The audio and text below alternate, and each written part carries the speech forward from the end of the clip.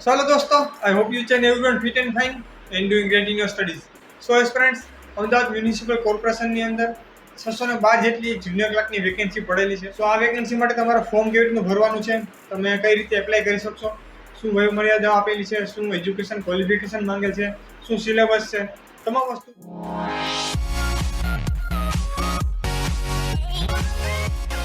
સો દોસ્તો અહીં total vacancy 612 vacancy અહીં આપણને આપેલી છે અને કેટેગરી વાઇઝ મુજબ તમે અહીં જોઈ શકો છો. આપણે એજ્યુકેશન ક્વોલિફિકેશન તરફ જઈએ તો અહીં જે એજ્યુકેશન ક્વોલિફિકેશન છે તે માત્ર ને માત્ર ગ્રેજ્યુએશન માંગેલું છે, પરંતુ અહીં સેકન્ડ ક્લાસ ગ્રેજ્યુએશન લખેલ છે.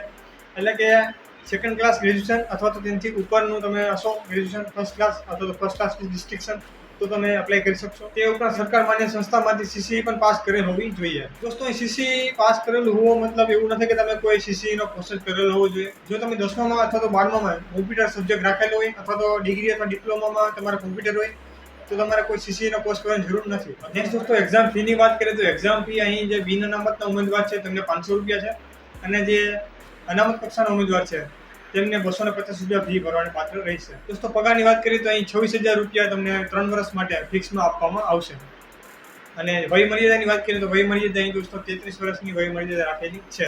તો દોસ્તો તમે બધી જ કન્ડિશન ફૂલફિલ કરતા હોય તો તમે એપ્લાય કરી શકો છો. એપ્લાય માટે તમારે www.ahmedabadcity.gov.in ની વેબસાઇટ પર જવાનું રહેશે અને ત્યાં તમને અલગ અલગ જે પણ અત્યારે ભરતી ચાલી રહી છે તે તમને દેખાશે. ત્યારબાદ દોસ્તો તમે એપ્લાય ઉપર ક્લિક કરશો એટલે તમારી સામે ફોર્મ ખુલી જશે અને તેમાં તમારી વિગત તમારી નાખવાની રહેશે.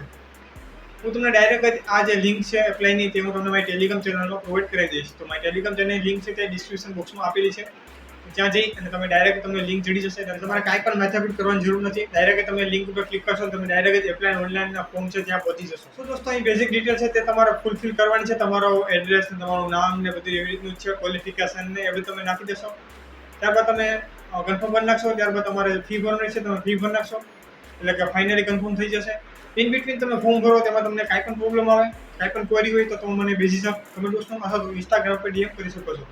હું હજુ તમને જવાબ આપવાનો પ્રયત્ન કરીશ. અને દોસ્તો આપણે સિલેબસની વાત કરીએ તો સિલેબસ અત્યારે આપણને કોઈ નવો સિલેબસ નહીં આપેલો નથી.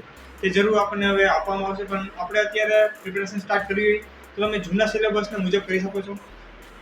આરએમસીની અંદર પણ તમે જોઈ શકો છો કે સિલેબસ તેનો તે જ રાખવામાં આવેલો છે. નવો જે સિલેબસ આપ્યો છે તે જ છે, જૂનો જ છે.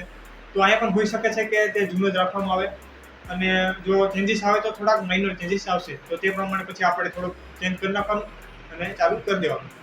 સો અત્યારે તમને ઓલ્ડ સિલેબસ પ્રમાણે જે સિલેબસ છે તે કહું તો સામાન્ય જ્ઞાનના અને કરંટ અફેરના 25 છે. તે ઉપરાંત 25 માર્ક્સ કોમ્પ્યુટરના છે અને 30 માર્ક્સમાં ગુજરાતી અને ઇંગ્લિશ વ્યાકરણ છે અને સાહિત્ય પણ તેમાં આવી જાય છે.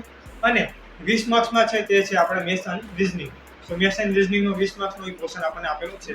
સો જૂનું પેપર આવી રીતનું કંઈક રહ્યું હતું જે 2019ની અંદર સપ્ટેમ્બરમાં લેવાનું હતું. સો આવી રીતનું કંઈક 100 માર્ક્સનું પેપર રહ્યું હતું. તો આ વખતે પણ તેવી રીતનું સિલેબસ અને તેવી રીતનું પેપર રહી શકે છે.